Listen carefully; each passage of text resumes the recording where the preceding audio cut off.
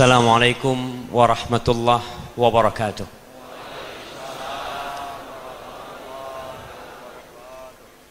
Alhamdulillah alladzi bi ni'matihi tatimmus shalihat. Segala puji bagi Allah Jalla Jalaluh yang karena nikmatnya kebaikan-kebaikan menjadi sempurna, yang karena rahmatnya niat-niat baik hamba dapat terlaksana. Hanya Allah yang pantas untuk dipuja, hanya Dia yang layak untuk disanjung, karena sejatinya semua kebaikan datangnya dari Allah dan keburukan itu dari kita sendiri. Allahumma lakal hamdu kulluh wa laka syukru kulluh wa ilaika yurja'ul amru kulluh. Allahumma salli wa sallim wa zid wa barik wa an'im ala sayyidina wa maulana wa qurrati a'yunina Muhammad wa ala alihi wa ashabihi ajma'in. Ya Allah, semoga salawat, salam, berkah dan nikmat senantiasa Engkau curahkan untuk hamba kekasih-Mu, untuk baginda Nabi kita Muhammad alaihi salatu wassalam, untuk penyejuk pandangan kita, untuk yang kelak akan memberikan syafaat kepada kita tatkala manusia dibangkitkan dari kuburnya, tatkala mereka digiring ke padang mahsyar, tatkala semua didiamkan oleh Allah Jalla Jalaluh. Miliaran manusia yang pernah hidup di dunia itu berkumpul di satu padang. Mereka tidak tahu hendak kemana. Mereka datang menjumpai Nabi Adam alaihi salam agar bisa memberikan syafaat, memohon kepada Allah Azza wa Jalla. Tapi Nabi Adam angkat tangan. Berangkatlah kalian kepada Nabi Nuh alaihi salam. Mereka berangkat kepada Nabi Nuh alaihi salam, meminta agar Nabi Nuh memberikan syafaat, memohon kepada Allah Azza wa Jalla. Nabi Nuh pun tak mampu. Lalu mereka berangkat ke Nabi Ibrahim Khalilur Rahman alaihi salam, dan Nabi Ibrahim pun tidak mampu memohon kepada Allah Azza wa Jalla. Lalu mereka berangkat menjumpai Nabi Musa alaihi salam, kalimullah alaihi salam, tapi beliau pun angkat tangan. Lalu mereka berangkat menjumpai Nabi Isa alaihi salam. Kata Nabi Isa, kalian berangkat menjumpai Muhammad sallallahu alaihi wasallam, abdun ghafarallahu lahu ma taqaddama min dhanbihi wa ma ta'akhkhar. Hamba Nabi kita alaihi salatu wasallam adalah hamba Allah yang paling sempurna penghambaan. Sehingga Nabi Isa tatkala menyuruh umat manusia menjumpai Nabi Muhammad alaihi salatu wasallam, beliau sebut dengan gelar yang paling agung, yaitu hamba Allah Azza wa Jalla, yang sudah diampuni dosa-dosa dia yang masa lalu dan yang akan datang. Tatkala umat manusia datang menjumpai Rasulullah sallallahu alaihi wasallam, Nabi kita mengatakan ana laha, itu milikku syafaat itu. Maka jamaah rahimakumullah, berapa kali antum bersalawat buat Nabi alaihi salatu wassalam? Yang mengaku umatnya Muhammad sallallahu alaihi wasallam, buktikan. Kita ini mengaku umat Islam, mengaku umat Muhammad sallallahu alaihi wasallam, mana buktinya? Kalau engkau mengatakan aku banyak bersalawat buat Nabi alaihi salatu wassalam, mungkin engkau telah melakukan itu. Tapi salah satu bukti menjadi umat Rasul sallallahu alaihi wasallam adalah mencintai beliau, mengagungkan sunnah beliau, dan mengajak umat manusia untuk menuju ke surga Allah Azza wa Jalla melalui jalan Rasulullah sallallahu alaihi wasallam. Amma ba'd, jamaah rahimakumullah yang saya hormati Bapak Wakil Bupati, Bapak Wakapolres dan DKM Masjid, Masya Allah, ana berada di tengah-tengah antum menjadi sebuah kehormatan. Walaupun terasa agak panas sedikit, Insya Allah. Itu yang berdiri ngapain di pintu sana? Nggak ada tempat duduk.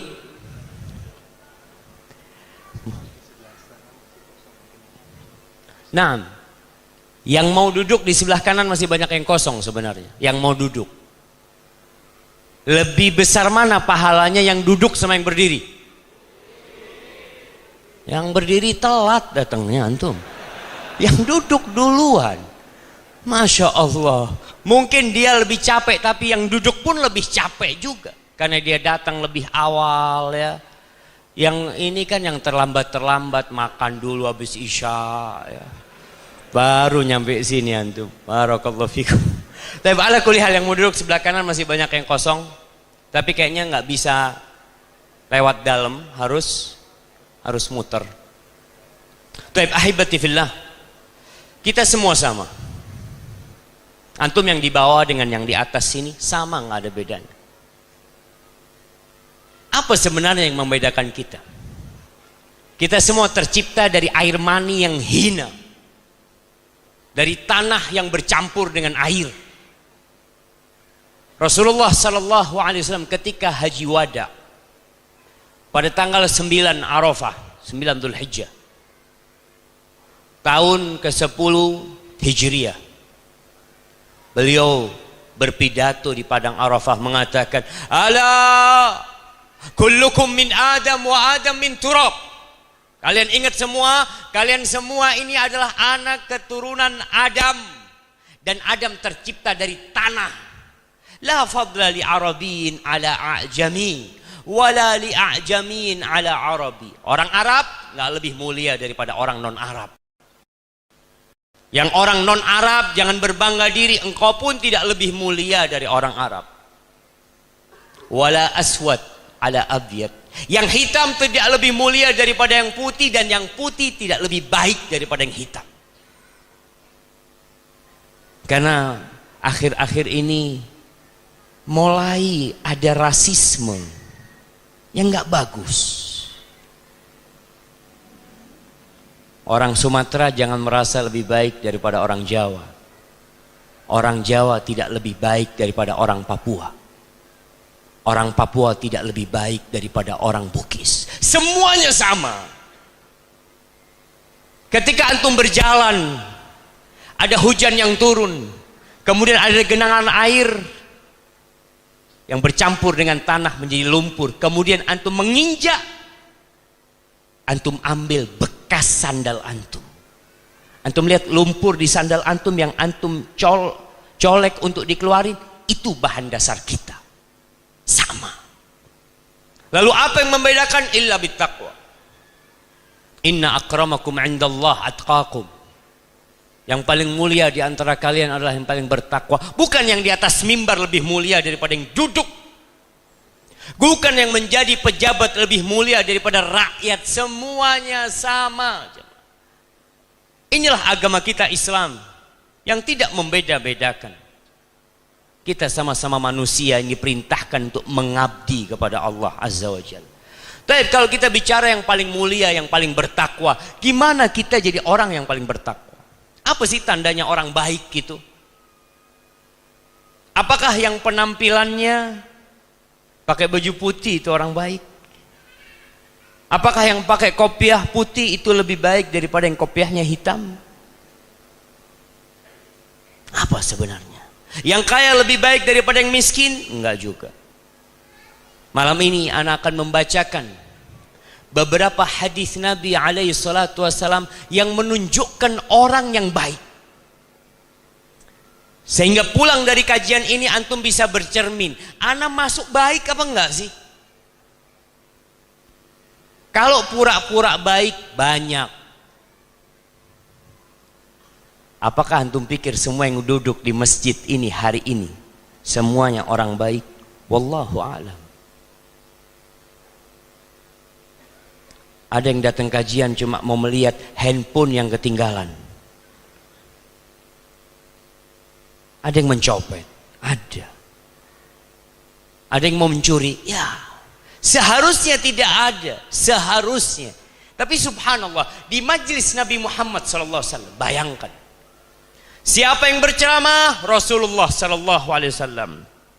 Kepada siapa? Sahabat-sahabat Nabi. Di situ ada Abu Bakar, di situ ada Umar, di situ ada Uthman, di situ ada Ali bin Abi Thalib radhiyallahu taala anhum. Di tengah-tengah mereka di masjid Rasulullah sallallahu alaihi wasallam ada manusia-manusia yang berhak mendapatkan kerak api neraka. Orang-orang munafikin. Masya Allah. Dikasih tahu orang munafik dia rame-rame. Nah, orang-orang munafik itu musang berbulu ayam, serigala berbulu domba, berada di barisan umat Islam, tapi dia sedang ingin menghancurkan umat Islam. Wa idza qila lahum aminu kama amanan nas. Kalau dikatakan kepada orang-orang itu, berimanlah kalian seperti berimannya para sahabat Nabi, apa kata mereka? Anu'minu kama amanas sufaha. Kita disuruh beriman seperti berimannya orang-orang bodoh itu. Allahu Akbar. Mereka menganggap orang yang beriman seperti imannya para sahabat Nabi, yang menjalankan Islam seperti Islamnya Rasulullah SAW, orang bodoh, ketinggalan zaman, kolot. Ala innahum humus sufaha walakin la ya'lamun. Mereka itu orang-orang bodoh kata Allah, tapi mereka tidak sadar. Antum kalau lihat orang munafik, kalau bicara penampilan orang munafik, apa kata Allah? Wa idza ra'aitahum tu'jibuka ajsamuhum wa in yaqulu tasma' liqaulihim. Kalau engkau melihat orang munafik, engkau takjub dengan penampilannya, gagah seperti orang baik. Kalau bicara engkau akan dengar, karena lisannya manis ketika bicara, tapi mereka berada di keraknya api neraka. Na'udzubillah min dzalik. Maka supaya kita tidak menjadi orang yang casingnya baik, menjadi orang yang penampilannya doang yang baik, tapi dalamnya buruk, coba kita lihat sabda-sabda Rasul SAW. Dalam hadis yang diriwayatkan Imam Tabrani dari Abu Hurairah radhiyallahu anhu, Rasulullah sallallahu alaihi wasallam mengatakan, al-mu'min ya'laf wa yu'laf. Orang beriman itu humble, sederhana orangnya, mudah bergaul, nggak kaku. Itu orang yang beriman. Wala khaira fi man la ya'laf wa la yu'laf. Nggak ada baiknya. Ingat, nggak ada baiknya orang yang tidak pandai bergaul, yang kaku dalam pergaulan. Orang yang berteman sama dia nggak lama udah menjauh dari dia. Orangnya kasar kadangkala, suka suudzon sama saudaranya. Lalu Nabi SAW mengatakan, wa khairun nas anfa'uhum linnas. Orang yang paling baik adalah orang yang paling bermanfaat buat orang lain. Ini salah satu standar tanda orang baik. Antum berapa tahun hidup di Indonesia ini?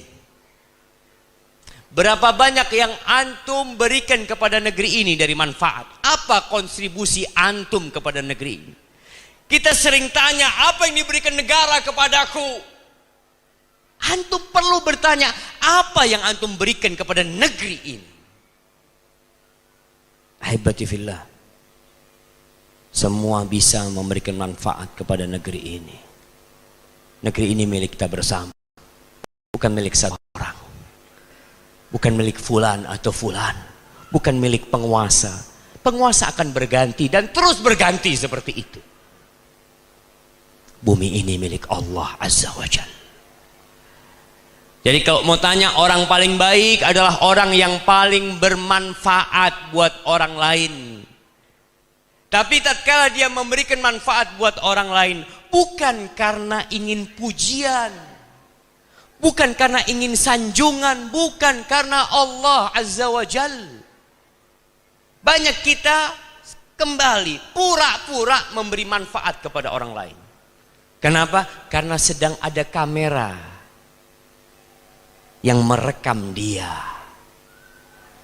Ahibati fillah, ada orang-orang dulu yang memberikan manfaat ke penduduk desa, tapi penduduk desa nggak tahu sama tuh orang.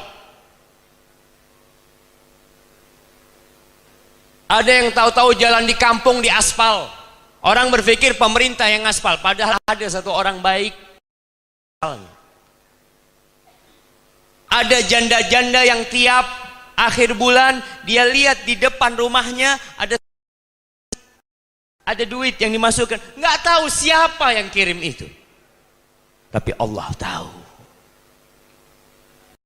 Radhiyallahu anhum, Rasulullah sallallahu alaihi wasallam ditanya, kita ini perlu belajar ilmu agama. Ada orang yang sepanjang hidupnya sama dia, Ustadz ini halal apa haram? Nggak pernah. Ustadz ini sunnah apa wajib? Nggak pernah.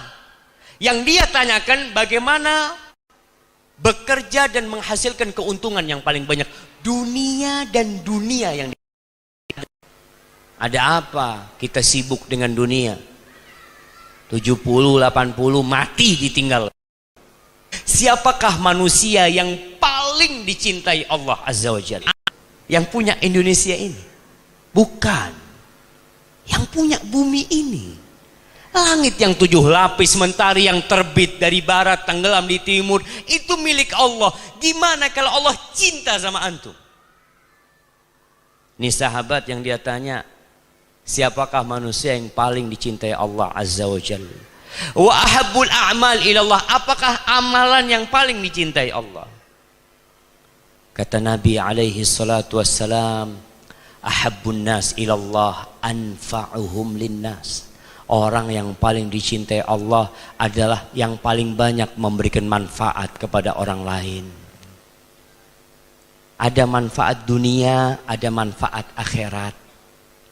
Manfaat dunia antum dapat pahala, tapi antum kalau memberikan manfaat, fulan yang awalnya tidak sholat, lalu antum dakwain dia sholat, masya Allah, antum berikan manfaat kepada orang, antum selamatkan dia dari azab Allah Azza wa Jalla. Dan sebaik-baiknya amalan yang dicintai Allah adalah sururun yudkhiluhu ala muslim, kegembiraan yang engkau bagikan kepada saudaramu sesama muslim. Antum lihat teman antum bersedih, antum hibur dia. Au yakshif anhu kurbah, dia punya kesulitan, antum ya bantu dia dalam kesulitannya. Au yaqdi anhu dainan, atau bayarin utangnya. Siapa yang punya utangnya? Angkat tangan yang punya utang. Aduh, antum pura-pura nggak punya utang. Ya saat kita nggak punya utang, bapak yang punya utang.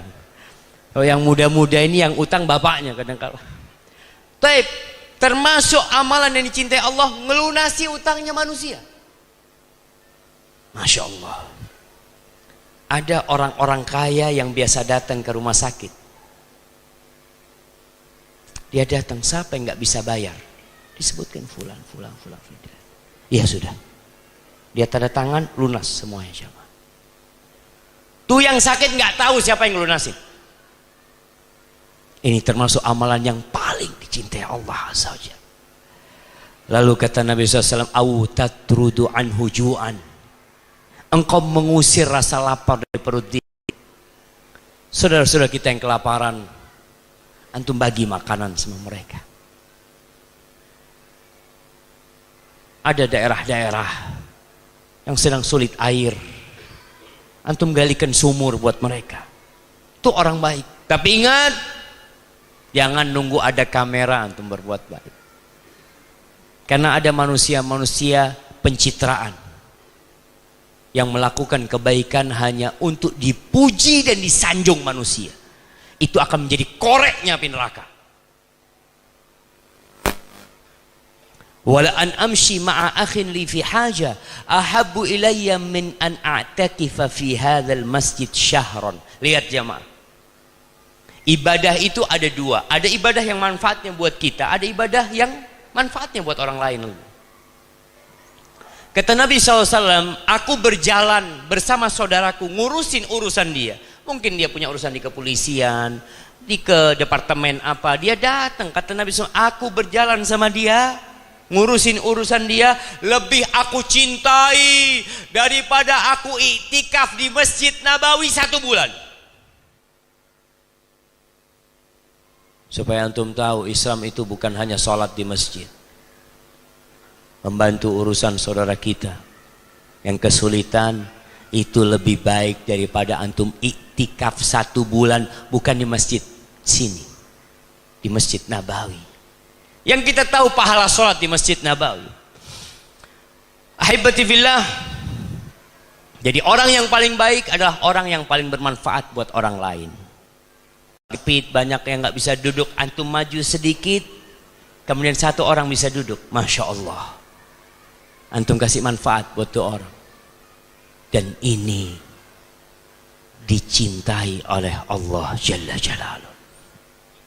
Baik, tanda baik yang kedua, dalam hadis riwayat Bukhari Muslim, kata Nabi SAW, khairun nas ahsanuhum qada'an.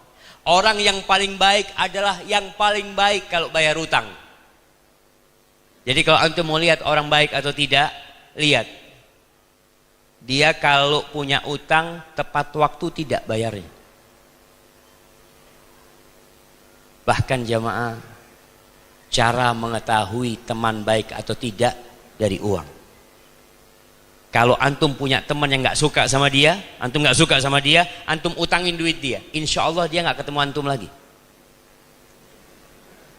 Dia berusaha menghindar karena takut ditagih hutang. Dan bicara hutang, jangan hidup berhutang.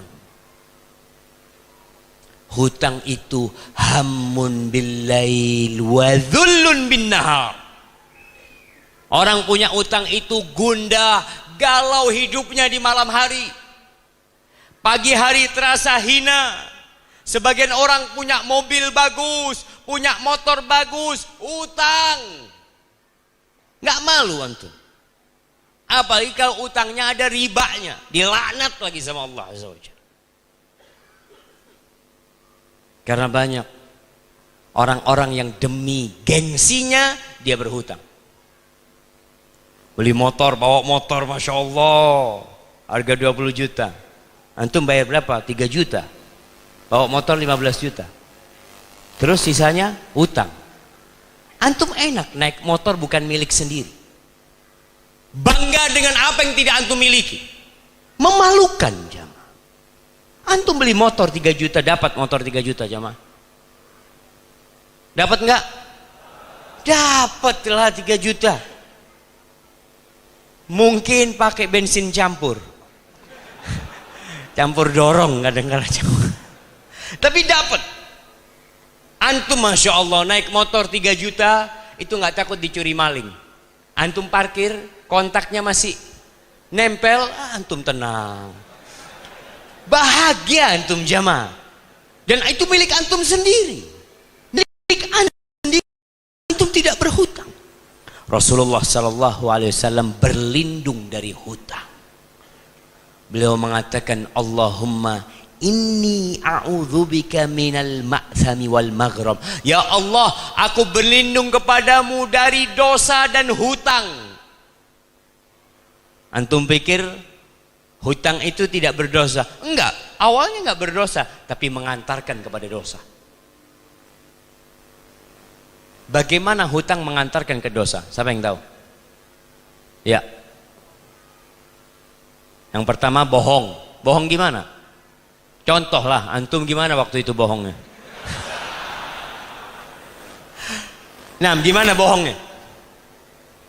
Contoh. Punya alasan, ibu saya sakit, ini itu, ibunya dijual. Padahal ibunya sudah mati. Ada cuma, betul. Masya Allah, kasih hadiahnya ya, kirim ke belakang. Hutang itu mengantarkan kepada janji, dan janjinya palsu. Ngomong insya Allah anda bayar utang pekan depan, insya Allah ada fulus, padahal nggak ada fulus dia. Tapi kalau dia nggak ngomong gitu, nggak diutangin, dia berbohong. Dan orang yang menunda-nunda pembayaran hutang itu orang buruk.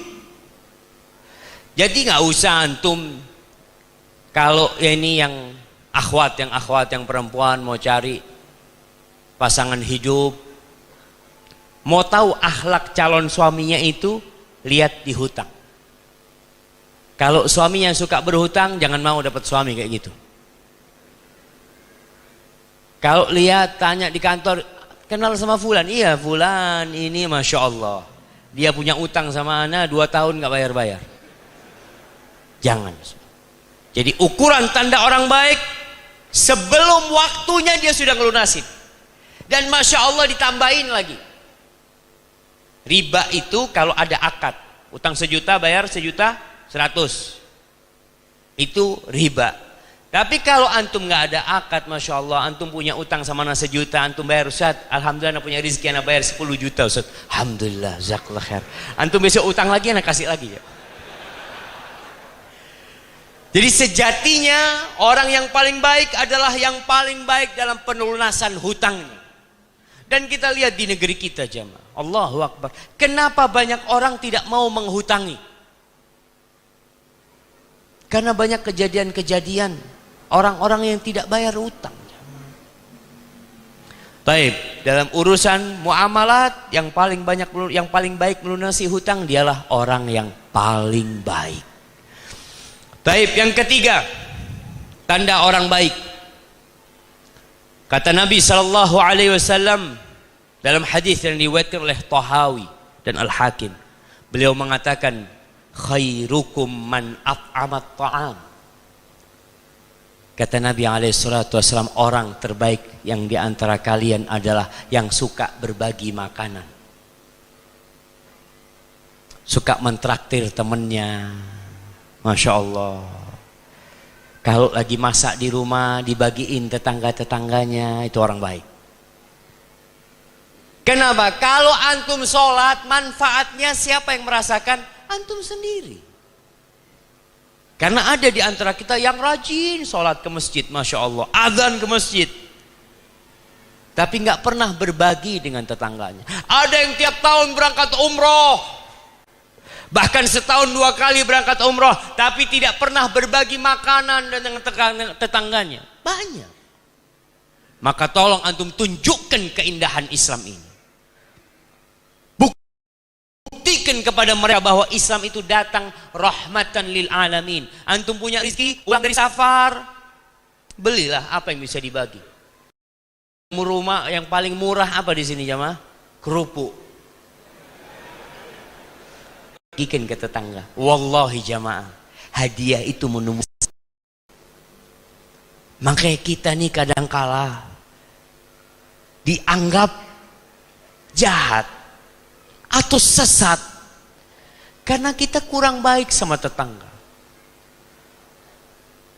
Dulu ada pernyataan dari salah satu anggota kepolisian yang mengatakan, hati-hati, tanda-tanda teroris ini rumahnya ngontrak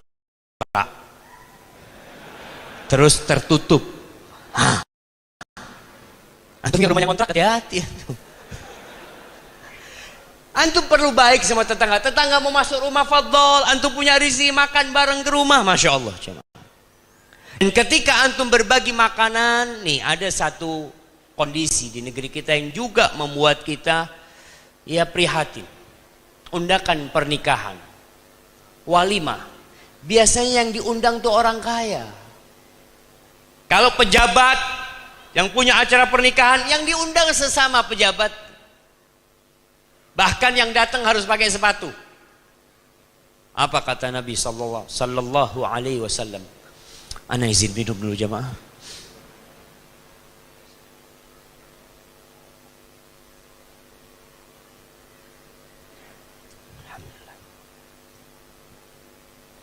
Syarrut ta'am, seburuk-buruknya makanan, ta'amul walimah, makanan walimah, yud'a ilaiha man ya'baha wa yumna'uha man ya'tiha. Yang diundang yang kaya, yang udah biasa makan enak di rumahnya, dia bisa beli apa saja. Malah yang miskin nggak diundang. Ada orang yang suka mentraktir, tapi yang dia traktir orang-orang kaya juga.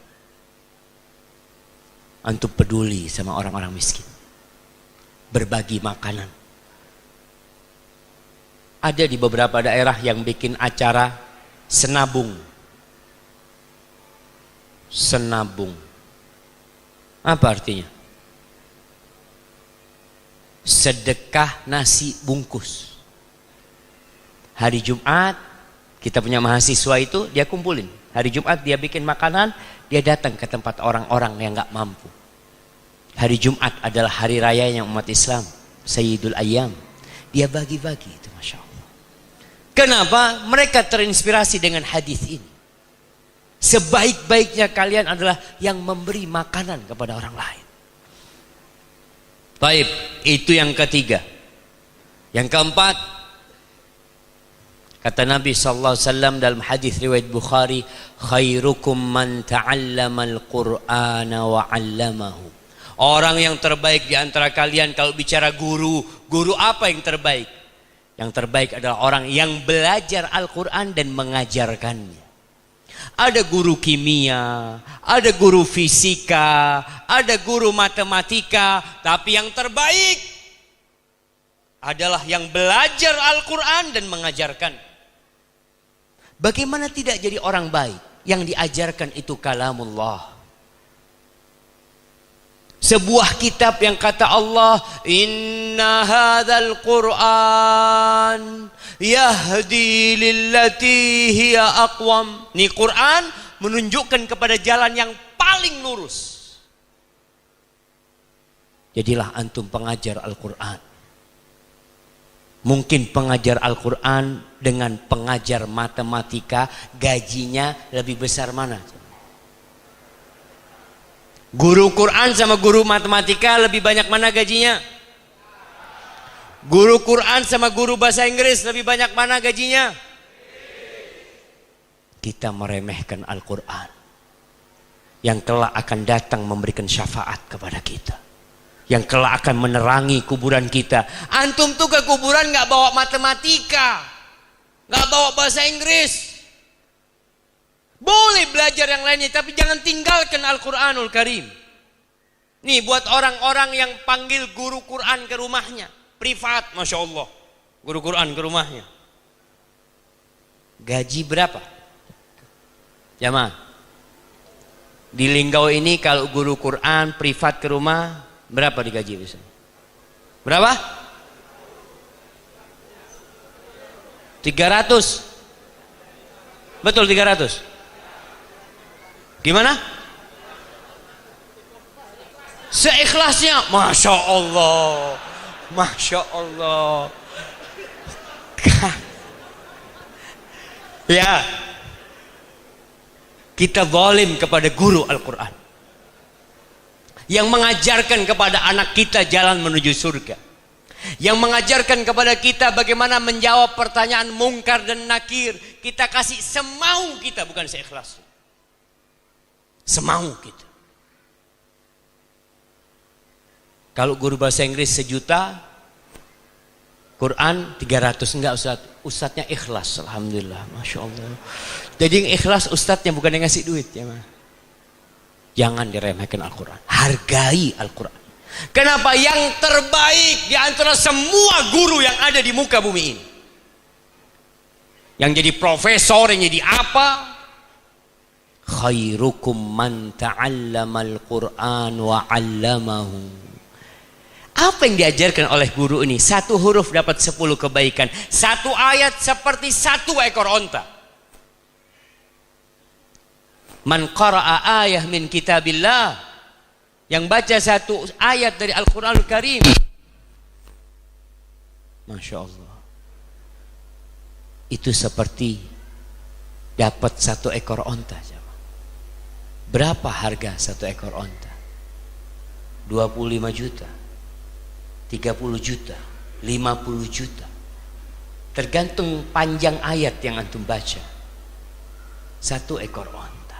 Nih guru ngajarin anak kita, lalu kita kasih 300, dia ngajarin 1 ekor onta berapa? 50 juta, antum kasih 300 ribu. Terus berapa dikasih Ustaz? Paling tidak lebihkan daripada guru bahasa Inggris. Lebihkan, supaya antum bisa menunjukkan kepada Allah, ya Allah, aku memuliakan kitabmu ya Allah. yang dipelajarin oleh anakku ini yang kelak akan bermanfaat. Tuh anak kalau hafal Al-Quranul Karim kelak akan memberikan mahkota buat orang tuanya. Masya Allah. Kayaknya udah malam gitu jemaah. Ini kayaknya bagian sound system lapar kayaknya jemaah. Baik, antum belajar Al-Quran. Silahkan antum menjadi insinyur, silahkan antum menjadi dokter, antum mau jadi apa saja silahkan, tapi jangan pernah tinggalkan Al-Quranul Karim. Kenapa? Quran ini nur, cahaya, yang dengannya antum bisa melihat dalam kegelapan. Antum bisa membedakan antara yang hak dengan yang batil. Usahakan ketika membaca Al-Quranul Karim, baca dengan artinya. Kan gak harus Ustaz, betul gak harus. Antum tapi bukan orang Arab. Orang Arab baca Quran faham, alhamdulillah. Rasulullah SAW kalau dakwah gak banyak bicaranya. Beliau lebih suka membacakan ayat-ayat Al-Quranul Karim dan orang itu masuk Islam. Di situ ada hidayah. Kalau kita nggak paham sama artinya, maka kita dituntut untuk memahaminya supaya kita dapat hadiah plus hidayah. Kalau antum baca tanpa tahu artinya, antum hanya dapat hadiah doang. Kemudian yang ke-5,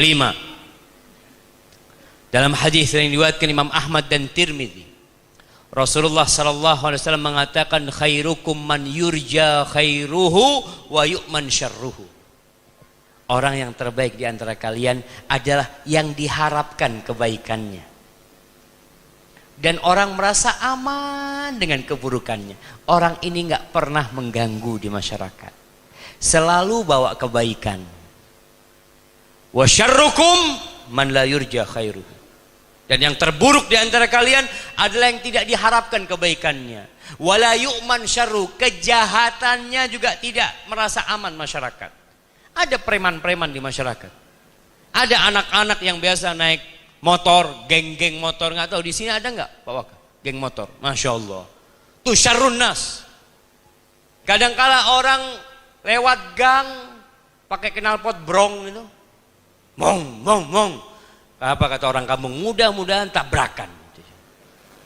Boleh doakan keburukan, boleh.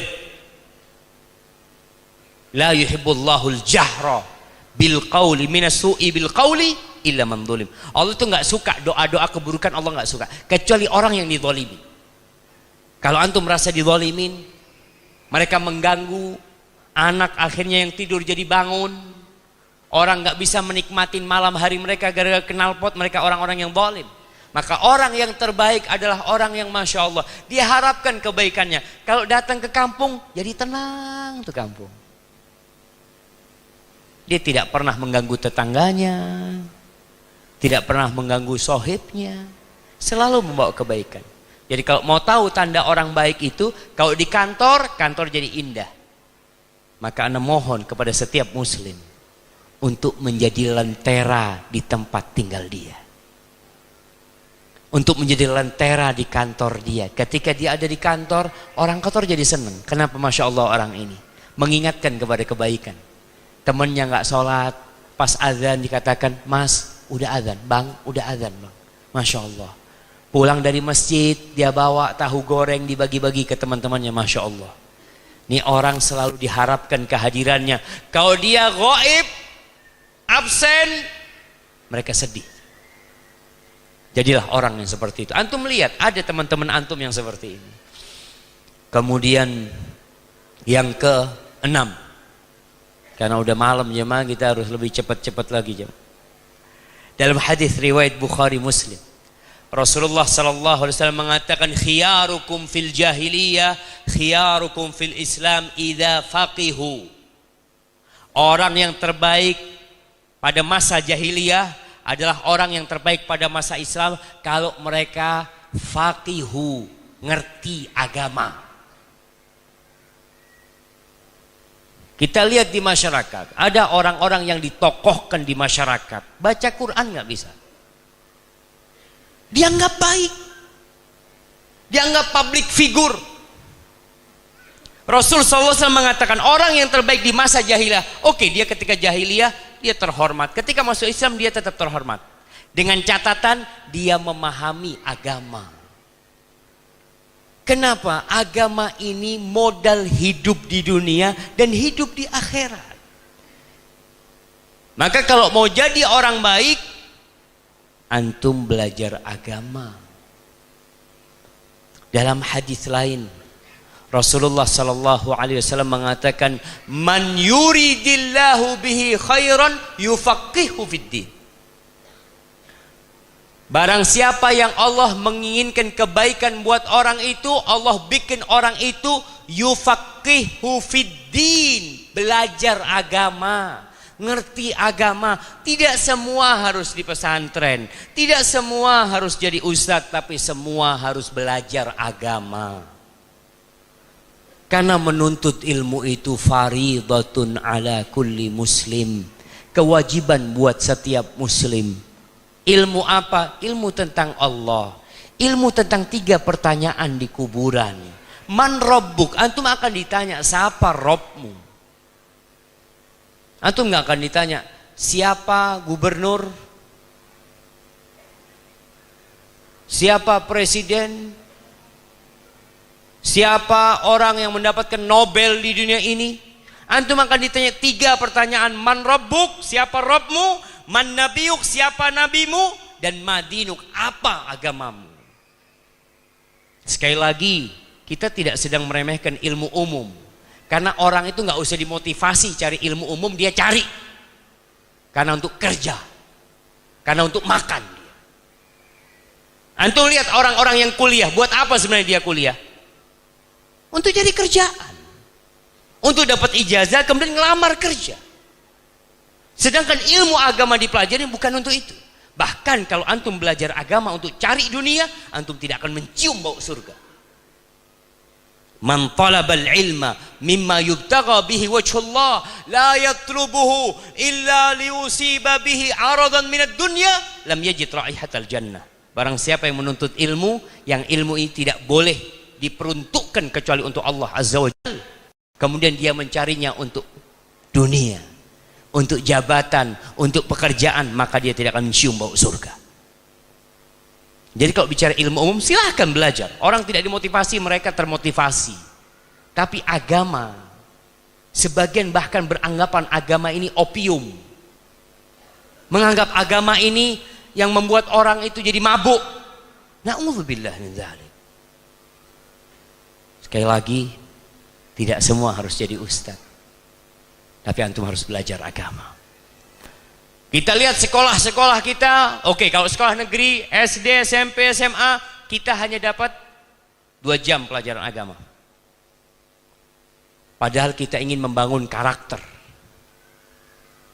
Padahal kita ingin seimbang dunia dan akhirat. Jargon itu selalu disampaikan. Seimbang dunia akhirat. Gimana akhirat hanya 2 jam? Iya, antum tidak perlu menyalahkan sekolah. Nggak perlu. Kita tidak perlu cari kambing hitam. Kalau nggak dapat di kelas, cari di tempat lain. Cari di masjid. Cari ustadz, belajar sama ustadz untuk menjadi orang terbaik. Tapi di pandangan masyarakat tidak. Orang terbaik adalah yang belajar ya ilmu umum. Lulus dari mana? Amerika, masya Allah. Hebat antum sampai ke Amerika. Lulus mana? Mesir. Ngapain ke Mesir antum? Jauh-jauh. Antum bisa lihat kalau ada orang lulus Amerika sama lulus dari Mesir atau dari Medina, pandangan masyarakat beda. Selalu yang lulusan barat itu dianggap lebih berkompeten, lebih baik lah. Baik. Kemudian yang ketujuh,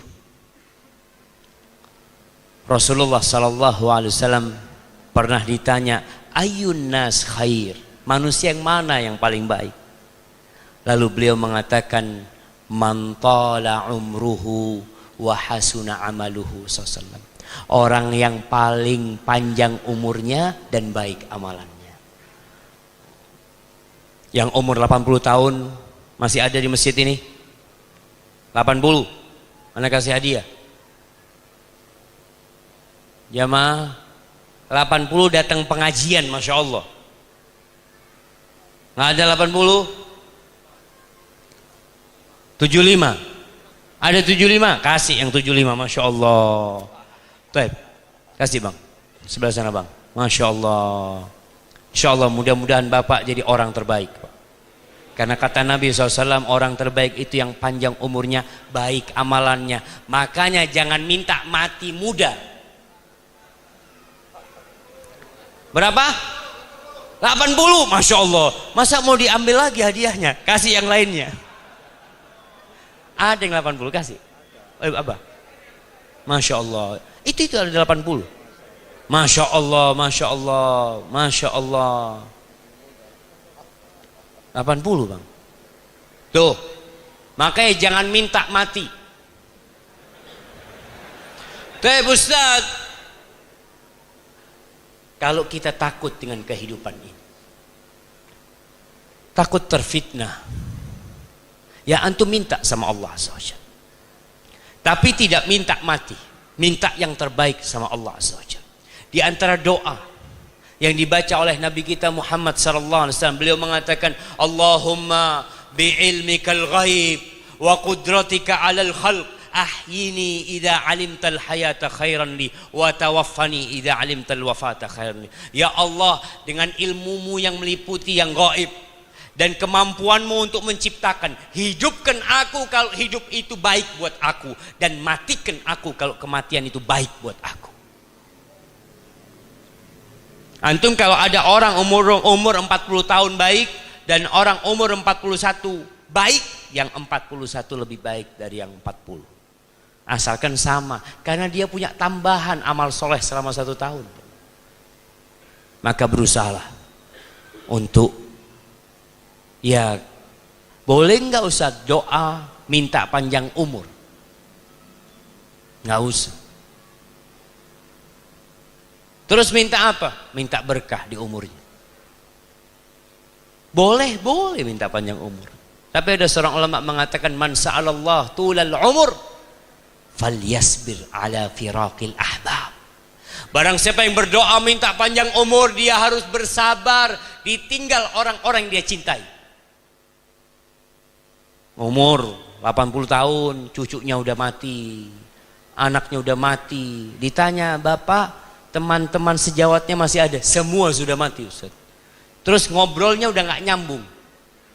Mana yang semua udah nggak ada. Maka orang yang minta panjang umur hendaklah dia bersabar ditinggal orang-orang yang dia cintai. Kemudian jamaah yang ke-8, dalam hadis yang diriwayatkan Imam Tirmidzi, Nabi pernah mengatakan, ala ukhbirukum bi khairin nas. Kalian mau nggak aku kasih tahu orang yang terbaik? Inna min khairin nas rajulan, seorang lelaki, amila fi sabilillah, dia beramal di jalan Allah, ala dhahri farasi, di atas tunggangan kudanya, atau di atas ontanya, atau di atas kakinya, nggak peduli dia. Hidupnya untuk Allah Azza wa Jalla, hatta ya'tiyahul maut, sampai kematian datang kepada dia. Nih, buat yang jadi tentara, buat yang menjaga perbatasan-perbatasan, buat yang menjaga keamanan dan kedamaian negeri ini, niatkan lillahi ta'ala. Karena dia sampai mati kadang-kala ya udah kerjanya itu aja, latihan, dikirim nanti ke perbatasan, jagain perbatasan, jagain keamanan negeri ini. Niatkan lillahi ta'ala, bukan niatnya mau gaji. Karena sebagian orang ditanya, antum kenapa kok mau dipindah kemana-mana? Ya sudah, Ustaz, tuntutan kerjaan, Ustaz. Niatkan nggak, Ustaz? Insya Allah lah, ana mau berkhidmat buat negeri ini, yang bumi Allah ini. Semoga ana bisa menjadi orang terbaik. Nah, sepanjang hidupnya lillahi ta'ala. Baik, kemudian yang sebelum yang terakhir, jemaah, masih banyak sebenarnya, tapi ini untuk keluarga. Kata Nabi sallallahu alaihi wasallam, khairukum khairukum li ahli. Orang yang terbaik di antara kalian adalah yang paling baik sama keluarganya. Khairukum li nisaihi, yang paling baik sama istri-istrinya. Haibati fillah, Kalau jadi orang baik di depan mimbar, di depan sini, itu mudah. Ana bisa menjaga karakter ana selama 2-3 jam, antum tidak akan tahu karakter asli ana. Bisa. Orang bisa bertopeng di luar rumahnya, tapi dalam rumah nggak bisa. Makanya kalau mau tanya orang itu baik atau tidak, tanya sama istrinya. Maka ana dulu sudah usulkan waktu sama Kapolres yang di Lubuk Linggau dulu, ana usulkan dulu ada namanya SKKB, surat keterangan kelakuan baik. Itu seharusnya ada tanda tangan istri di sana. Polisi ini tahu apa sama orang itu? Nggak ada catatan kriminal, udah dikasih. Padahal dia membolimin istrinya, suka marah-marah sama istrinya. Ibu-ibu setuju nggak? Jadi mulai ke depan, surat keterangan kelakuan baik harus ada tanda tangan istri. Karena dia yang tahu antum ini baik atau tidak. Kalau di luar pura-pura baik kebanyakan kita. Itu kata Nabi SAW. Yang terbaik di antara kalian yang paling baik sama bininya, sama keluarganya. Baik. Siapa wanita yang paling baik? Kalau itu laki-laki, kata Nabi SAW, khairu nisaikum al-walud, al-wadud, al-muwasiyah, al-muwatiyah idza taqainallah. Sebaik-baiknya perempuan-perempuan kalian, istri-istri kalian adalah yang subur, banyak anaknya. Jadi antum kalau lihat istri antum banyak anaknya, masya Allah. Al-wadud, yang penyayang. Karena kalau subur gak penyayang, susah hidup antum. Ada wanita yang masya Allah, suaminya baru datang kerja langsung hamil, masya Allah. Baru datang dia langsung hamil, masya Allah. Ada yang harus ke dokter dulu untuk hamil, ini enggak. Ada perempuan yang anaknya 7, masya Allah. Suaminya pulang kerja, sayang, mana anak-anak? Wallahu a'lam. Wallahu a'lam gimana? Wallahu a'lam ente. Anaknya 7, wallahu a'lam kemana? Hati-hati, cari perempuan yang pengasih. Itu wanita yang terbaik. Jadi ada perempuan yang suka sama anak kecil ya. Insya Allah itu cocok untuk jadi ibu buat anak-anak antum. Al-muwasiyah, masya Allah, yang selalu menghibur suaminya. Ibu-ibu kalau suami pulang kerja sedih, jangan ditanya dari mana. Ditanya apa? Mau apa? Kenapa bapak-bapak itu lebih suka makan di restoran? Kenapa lebih suka di warung? Karena kalau masuk warung nggak pernah ditanya dari mana. Nggak pernah ditanya dari mana Pak, nggak ada. Yang ditanya mau apa Pak, masya Allah. Makanya banyak suami yang lebih betah di warung, dia pulang kerja ke warung aja. Apalagi kok yang melayani, masya Allah, yang bening-bening gitu kan. Ini istri udah nggak bening, tanya dari mana. Betul, tolong perempuan yang baik itu yang suka menghibur. Al-muwasiyah, al-muwatiyah, yang selalu berusaha untuk menyetujui suami, nggak suka menentang suami. Kalau suami ingin sesuatu, iya bang, insya Allah baik itu bang. Ya Allah, bismillah. Kata Allah, kata Nabi SAW, idzat taqainallah, kalau mereka bertakwa kepada Allah Azza wa Jalla. Di kesempatan lain, Nabi SAW ditanya, man khairun nisa, siapa wanita yang terbaik? Kalau sekarang kita lihat siapa wanita terbaik, dibuat di pentas dunia, wanita terbaik itu yang menyingkap auratnya. Miss Universe, Miss Indonesia, itu dianggap percontohan wanita yang baik. Lah, kita beda kacamata. Kita pakai kacamata Rabbul Alamin, pakai kacamata Allah, pakai kacamata Rasulullah SAW menilai mana orang baik. Kata Nabi SAW, orang terbaik, wanita terbaik adalah allati idza nadharta ilaiha sarratka, yang kalau engkau memandang dia menyejukkan pandangan.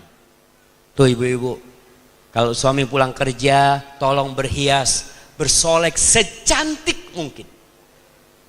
Karena banyak perempuan cantik kalau keluar rumah. Bahkan suaminya kalau ngelihat istrinya cantik, dia tanya, mau kemana? Antum bikin sekarang, dirubah. Cantik ketika ditanya mau kemana? Mau bersamamu bang. Masya Allah, baru pertama dapat istri kayak gini nih. Hebati fillah.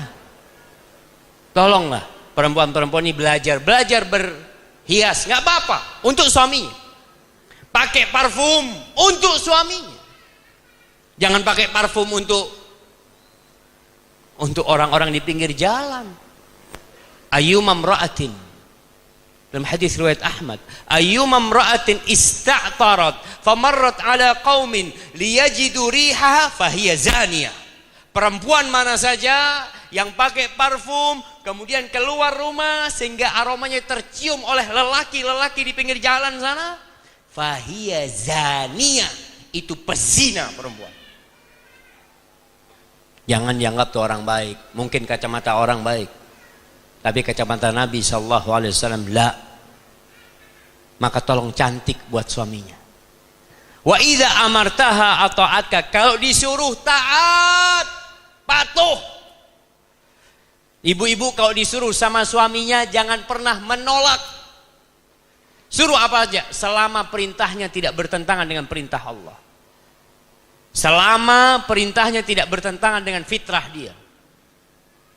Kalau suami mengatakan kepada istrinya, istriku, ini lagi musim hujan, bocor tuh genteng, kamu naik ke atas sana. Ibu-ibu naik apa enggak? Kok enggak? Iya, jangan naik, nanti jatuh. Karena bertentangan dengan fitrahnya. Iya, bapak-bapak tolong tahu diri. Nah, kalau diajak keranjang sama suaminya nggak pernah nolak. Sampai kata Nabi SAW, wa in kana ala qatab, walaupun istri sedang di atas kendaraan. Kalau ada perempuan lagi naik motor mungkin ya, lagi mau ngantar anaknya sekolah, lalu suami dari dalam rumah gini-gini, sini, ngantar anak sekolah, apa ke suami? Libur hari itu anak sekolah. Bener jamaah. Wa in kana ala qatab, bismillah. Kenapa? Kalau anak itu bayi kecil mungkin nangis sebentar. Tapi kalau bapaknya bayi besar nih, nangis ribut satu kampung nanti. Sudah, bismillah, matikan. Pulang ke rumahnya. Nah, itu wanita yang baik. Itu wanita yang baik. Yang kalau suaminya datang kerja selalu ada di rumahnya menyambut suaminya. Wa idza ghibta anha, kalau suaminya sedang keluar rumah, mungkin sedang dinas, dia keluar kota, sedang tidak ada di rumah, wanita ini tidak pernah memasukkan laki-laki ke dalam rumah. Hafizatka fi malika wa farja, dia jaga kehormatan dirinya, dia jaga harta suaminya. Itu wanita yang baik. Jamaah, antum belum ngantuk jamaah? Masya Allah. Anel sebagian sudah mulai baca doa Bismikallahumma ya. Ada yang sudah mau tidur, Masya Allah. Tapi kayaknya anak cukupkan di sini, kita masuk ke sesi tanya jawab. Mungkin Masya Allah. Ini pertanyaannya. Kita sampai subuh kayaknya jamaah.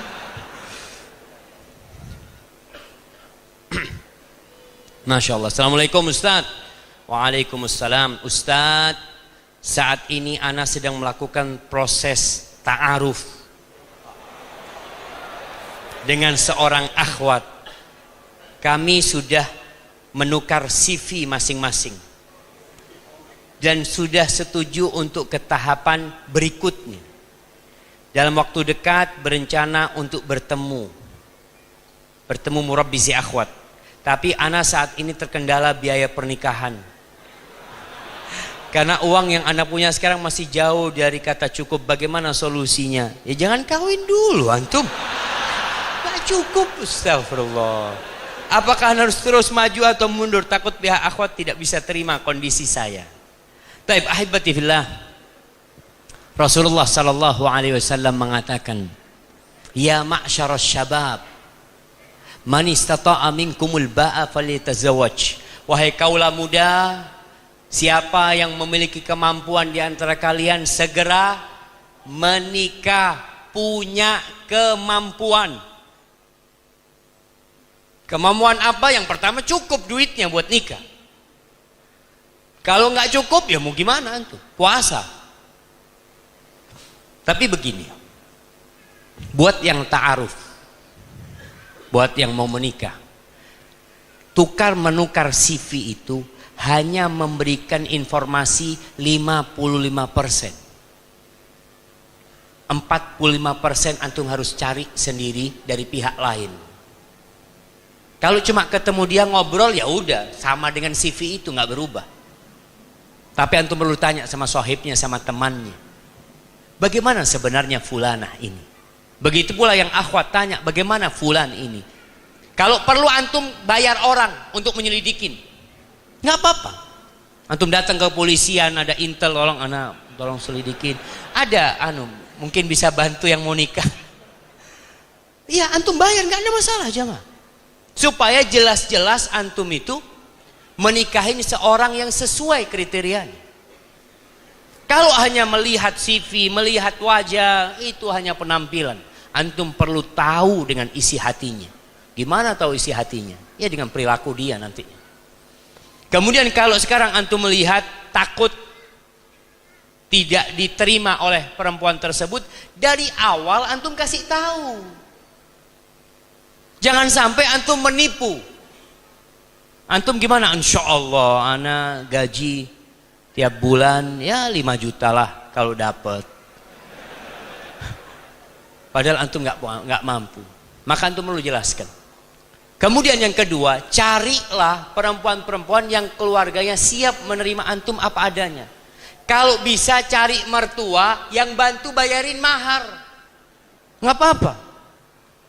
Kalau nggak bayarin mahar, paling nggak antum bisa utang sama mertua. Boleh utang anaknya, boleh dalam Islam. Makanya kalau nikah, akad nikah itu mesti disebutkan tunai atau kredit. Antum bilang kredit istri ada, tapi nggak boleh riba. Nggak boleh riba kredit istri. Boleh kredit istri antum. Antum orang mertua ngomong, saya nikahkan Anda dengan putri saya dengan mahar 50 juta tunai. Antum terima kredit. Tinggal lihat, diterima nggak? Kalau mertua yang nggak apa-apa kredit lah. Alhamdulillah kredit antum. Nanti setelah kredit, ketika sudah menikah, ngomong sama istri, tolonglah. Kalau bisa jangan diminta semuanya. Nggak apa-apa, nggak apa-apa. Kalau istri mengikhlaskan nggak apa-apa, jemaah.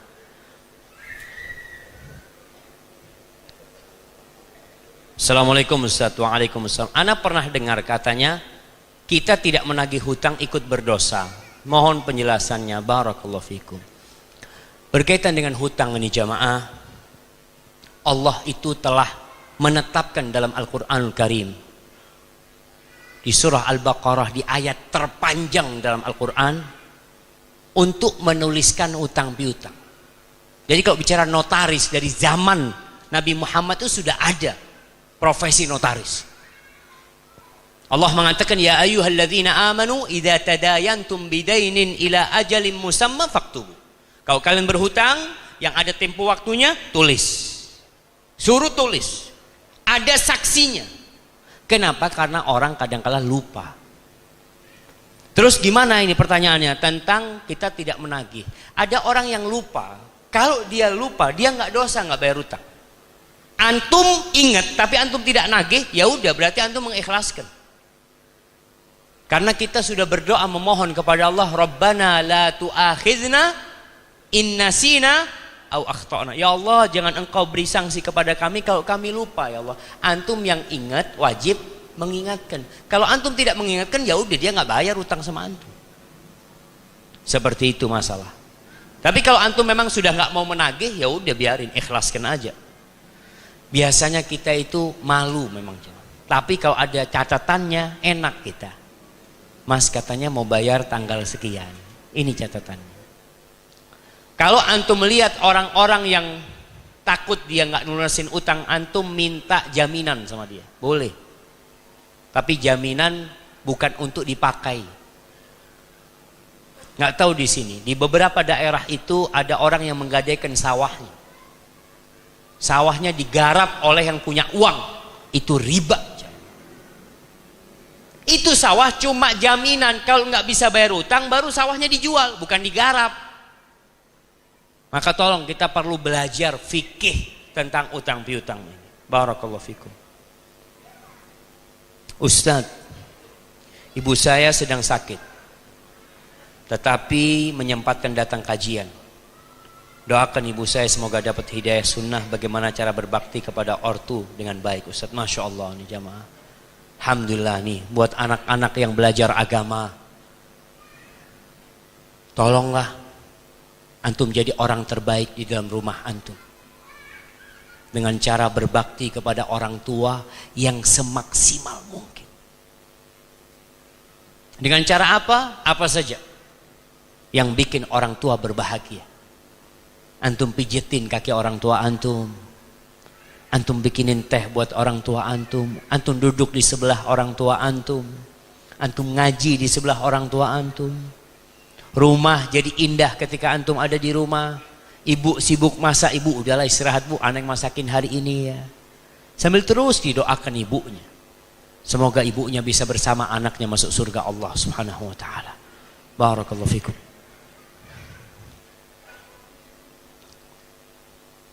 Ustaz,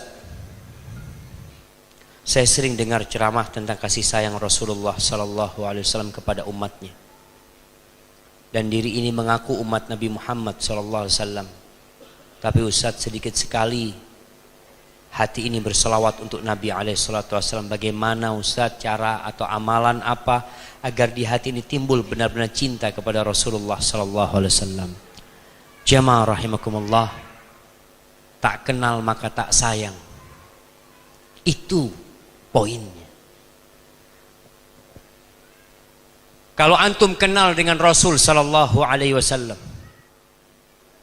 antum akan seperti sahabat-sahabat Nabi. Bukan mereka mengorbankan waktunya untuk Nabi, bukan hartanya, jiwa dan raganya mereka korban. Bagaimana Abu Bakar Siddiq radhiyallahu taala anhu? Bagaimana Umar bin Khattab, Utsman bin Affan, Ali bin Abi Thalib, Ubay bin Ka'ab. Mereka kenal. Pernah suatu hari Umar bin Khattab mengatakan, "Ya Rasulullah, innaka ahabbu ilayya min kulli syai' illa min nafsi." Wahai Rasulullah, alaihi salatu wassalam, ya Rasulullah, engkau lebih aku cintai dari segala sesuatu kecuali dari diriku sendiri. Ini kata Umar. Apa kata Nabi SAW? La ya Umar, nggak boleh kayak gitu. Sampai aku lebih engkau cintai daripada dirimu sendiri. Umar lalu sadar, iya ya Rasulullah, sekarang engkau lebih aku cintai dari segala sesuatu, bahkan dari diriku sendiri. Nabi itu yang mengajarkan kepada kita jalan menuju surga, yang menyelamatkan kita dari api neraka, yang beliau berkorban segala yang beliau miliki. Beliau sempat terluka, kakinya dilemparin batu sampai patah gigi beliau. Untuk siapa? Untuk kita. Lalu antum tidak cinta kepada Rasulullah SAW. Maka baca sejarah Nabi. Kapan? Setiap hari. Sisihkan waktu antum. Ada buku namanya Ar-Rahiqul Makhtum. Ada buku Fiqhus Sirah Nabawiyah punya Profesor Dr. Zaid bin Abdul Karim Az-Zaid. Itu bagus. Karena sebagian kita baca sejarah nggak bisa ngambil faedah. Antum baca itu, penulis sudah membantu antum untuk mendapatkan faedah. Kemudian dengan banyak-banyak sholawat kepada Nabi. Karena ketika antum sering menyebut nama Nabi SAW, akan tumbuh cinta di diri antum. Kata Nabi SAW, Al-Bakhil, man dzukirtu indahu falam yusalli alaihi.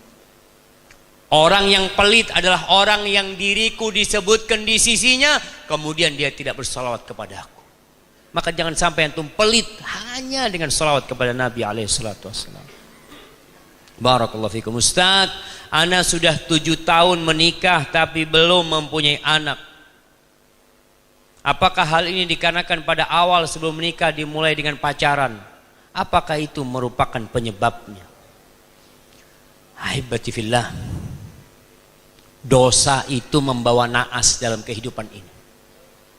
Antum mungkin pernah berbuat dosa 40 tahun yang lalu. Dosa itu ada dalam catatan malaikat. Kecuali antum bertaubat kepada Allah Azza wa Jalla. Allah mengatakan, "Laisa bi amanikum wala amani ahlil kitab, man ya'mal su'an yujza bihi."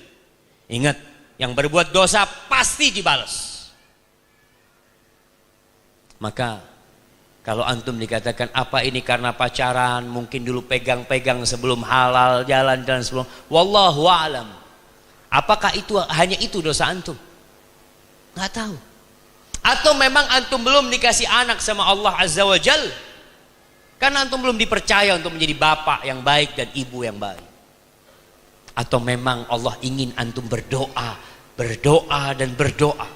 Seperti Nabi Zakaria yang tidak pernah berhenti berdoa meminta anak. Dan mengatakan, walam akun bidu'aika rabbi syaqiyya. Aku nggak pernah merasa sengsara ya Allah dengan berdoa memohon kepadamu.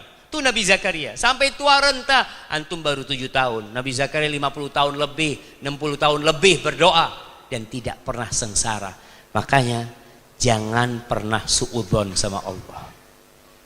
Oh kayaknya ana memang gak dikasih anak, jangan. Antum berbaik sangka sama Allah. Insya Allah Allah kasih anak sama ana. Insya Allah Allah kasih anak sama ana. Terus berdoa dan jangan berhenti. Barakallahu fikum.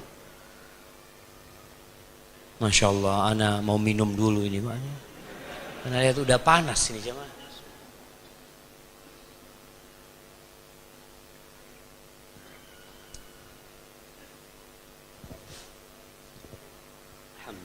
Ustadz, saya mau tanya, suami yang seperti apakah yang harus dipatuhi? Apakah dia suami yang suka menyakiti fisik istrinya masih harus dipatuhi?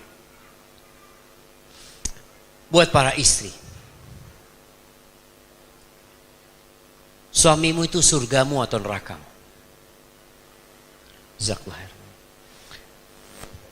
Ketika suami melakukan kejahatan, maka tugas seorang istri ini sudah kejahatan. Kalau menyakitin fisik itu sudah kejahatan. Bahkan bisa dilaporkan kepada pihak yang berwajib. Itu sudah KDRT. Tapi ada istri yang masih sayang dengan rumah tangganya. Dia ingin pertahankan rumah tangganya. Maka perbaiki. Bagaimana cara memperbaiki suami? Jazakallahu. Makasih banyak. Bagaimana cara memperbaiki suami? Masya Allah, suami ini manusia yang tercipta dari tanah. Yang tanah ini sebenarnya mudah untuk dibentuk. Tanah liat itu. Antum mau bikin panci jadi panci. Mau bikin dia tempat penggorengan jadi tempat penggorengan. Mau dibikin bata jadi bata. Mau dibikin lubang angin jadi lubang angin. Artinya dia mempunyai tabiat yang bisa dirubah. Bagaimana caranya istri menghadapi suami yang suka menyakitin fisiknya ini? Anti tahu kenapa dia menyakitin fisik anti. Kalau ternyata memang dia orang yang berpenyakit, suka nyakitin istrinya tanpa sebab, ya nanti gugat cerai. Kenapa harus dipertahankan? Rumah tangga itu untuk mendapatkan sakinah, mawaddah dan rahmah. Kalau tiap hari berantem tanpa sebab, maka nanti lebih baik mundur. Tapi kalau ada sebabnya, Ustadz, sebabnya remeh Ustadz. Apa sebabnya remeh? Ya kadangkala bajunya belum disetrika. Berarti anti tahu sebabnya. Terus solusinya mudah, anti setrika bajunya. Sebabnya dia marah kadangkala Ustadz karena kopinya habis. Ada yang seperti itu. Padahal Anda sedang ngerawat anak Ustadz, Anda nggak sempat ngelihat kopi dia. Dia udah teriak-teriak, marah-marah, mukul anak gara-gara kopi, Masya Allah. Mulai besok beli termos. Suami teriak kopi, anti datang. Ini bang, Masya Allah. Nggak jadi marah dia, langsung dia tuang. Kopi udah siap. Artinya apa yang membuat suami marah bikin dia nggak marah. Perempuan ini memiliki kekuatan yang tidak dimiliki oleh yang lainnya. Dia bisa menundukkan suami. Apalagi dia sudah bertahun-tahun tahu sama suami. Asalkan suaminya sholat 5 waktu. Dia orang yang baik, cuma dia punya tadi Ustaz perilaku yang nggak baiklah di beberapa hal. Lihatlah kepada kelebihannya dan kekurangannya diperbaiki. Tapi kalau anti merasa anak nggak bisa Ustaz taat sama suami kayak gini, sudah jangan dilanjutkan pernikahan itu. Ganti istri, ganti suami. Boleh ganti suami, boleh gugat cerai kalau ada sebabnya. Barakallahu fikum. Ustaz, ana berhijrah tapi ana masih merokok. Ada yang bilang makruh dan ada yang bilang haram. Jadi ana bingung mana yang benar Ustaz. Kalau memang haram bagaimana caranya agar bisa berhenti merokok? Allahu Akbar. Kalau bicara rokok ini jemaah, penyakit rokok ini. Dulu tulisan-tulisan iklan rokok itu selalu di bawah ditulis apa? Rokok membunuhmu. Makanya anak katakan pemerintah kita itu hampir mengharamkan rokok. Hampir mengharamkan rokok. Karena sejatinya bunuh diri itu dilarang dalam hukum pemerintahan kita. Kalau sudah tahu rokok membunuh, kok masih dijual? Karena ada yang beli. Semua sepakat bahayanya rokok. Kita jangan bicara orang Islam, orang-orang kafir sana, yang mereka tidak beragama. Sebagai mereka nggak tahu ada Tuhan, ateis. Dokter-dokter itu mengatakan rokok ini berbahaya. Antum tahu di Singapura berapa harga rokok?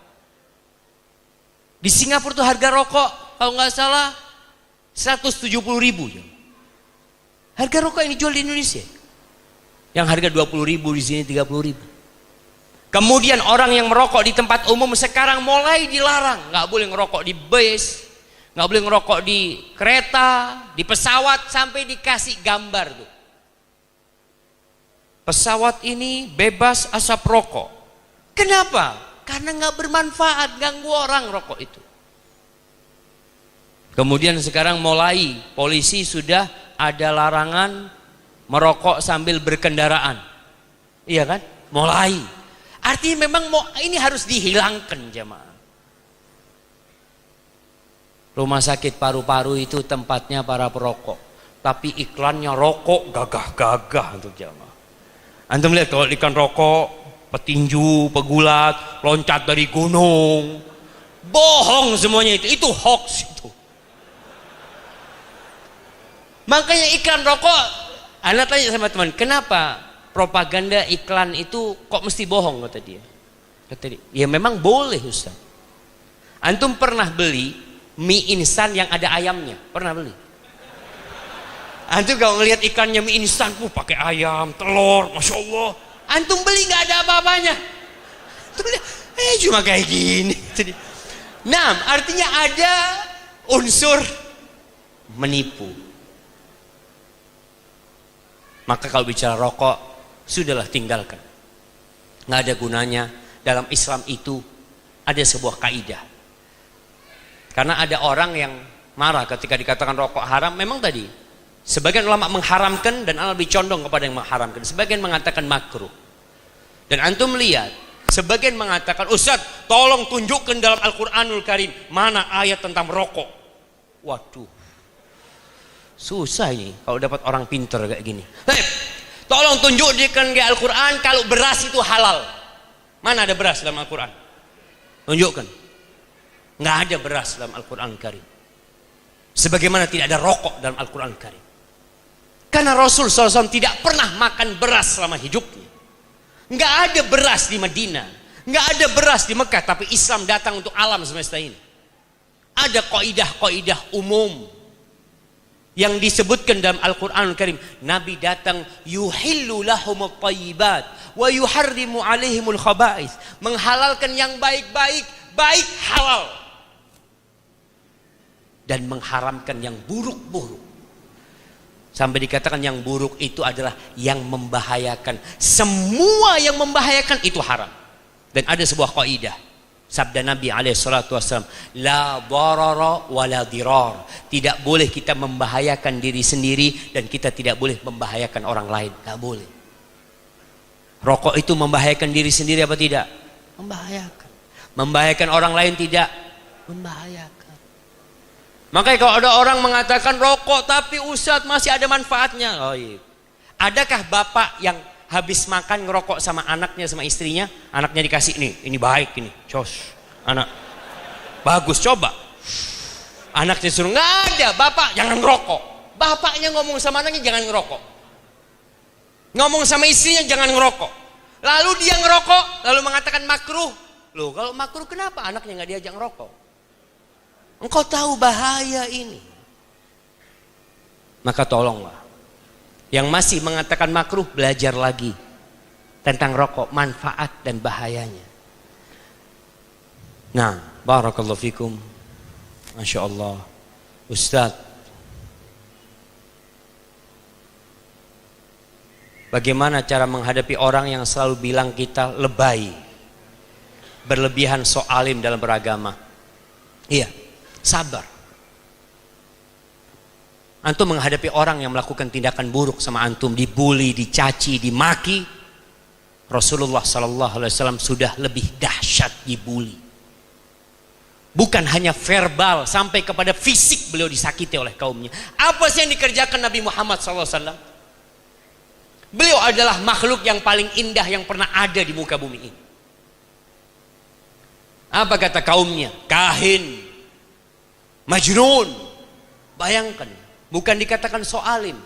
Orang-orang kafir mengatakan, ya ayyuhalladzi nuzzila alaihi dzikru innaka lamajnun. Hei, orang yang diturunkan kepadanya Al-Quran, kamu benar-benar orang gila. Itu kata orang-orang musyrikin kepada Nabi kita alaihi salatu wassalam. Antum baru dikatakan lebay aja sudah bingung. Beliau dikatakan kahin, dukun, sahir, penyihir. Itu konsekuensi orang kalau jadi baik dan mengajak orang lain untuk baik. Begini jemaah, kalau antum baik di diri antum sendiri, nggak ada yang benci sama antum. Orang suka sama antum. Tapi kalau antum naik levelnya memperbaiki orang lain, antum akan dibully. Makanya Luqman ketika berpesan kepada putranya, ya bunayya aqimis shalah, wahai putraku dirikan sholat. Ini baik di diri sendiri. Wa'mur bil ma'ruf wanha 'anil munkar. Naik levelmu. Kalau engkau sudah baik, berusaha memperbaiki orang. Amar ma'ruf nahi munkar. Wasbir ala ma'asabak. Sabar. Sabar kenapa? Sabar akan apa yang menimpamu nantinya. Karena seorang dai yang mengajak orang lain baik itu akan dibenci oleh kaumnya. Rasulullah SAW mau dibunuh sama kaumnya. Maka antum harus sabar. Jangan diambil hati. Karena mereka nggak ngerti. Ya antum sabar sambil didoakan orang tersebut. Barakallahu fikum. Masya Allah. Saya dari tempat jauh sekali. Luar Palembang. Masya Allah. Ustadz, saya sudah beristri. Namun karena istri saya ada sedikit kesalahan, jadi saya membencinya sekali. Dan saya putuskan untuk tak mau pulang ke rumah. Apakah ini salah? Mohon dan jelaskan. Jamaah, istrimu bukan bidadari. Dan kau bukan malaikat. Tak ada gading yang tak retak. Semua melakukan kesalahan. Apabila seorang istri melakukan kesalahan, ada perilaku dia yang tidak engkau sukai, engkau perbaiki. Dan hendaklah kita melihat kepada kelebihannya, bukan kepada kekurangannya. Rasulullah SAW mengatakan, la yafraq mu'minun mu'minah. Nggak boleh suami yang beriman membenci, memusuhi istrinya yang beriman. Nggak boleh. Terus gimana? In kariha minha khuluqan radiya minha akhar. Kalau ada perilaku istri yang tidak dia sukai, coba lihat kepada perilaku yang lain yang dia sukain. Buktinya engkau meminang dia, engkau menikah sama dia, pasti ada kebaikan di diri dia. Dan Allah mengatakan kepada para suami, wa ashiruhunna bil ma'ruf. Pergaulilah istri-istri kalian dengan cara yang baik. Fa in karihtumuhunna, kalau kalian benci sama istri kalian, ceraikan istri kalian, pulangkan kepada orang tuanya. La. Kata Allah, fa asa an takrahu syai'an wa yaj'alallahu fihi khairan katsira. Bisa jadi yang kalian benci, di balik itu Allah jadikan kebaikan yang banyak. Maka antum lihat kepada kelebihan. Suami dalam rangka memperbaiki istri itu ada 3 tahapan.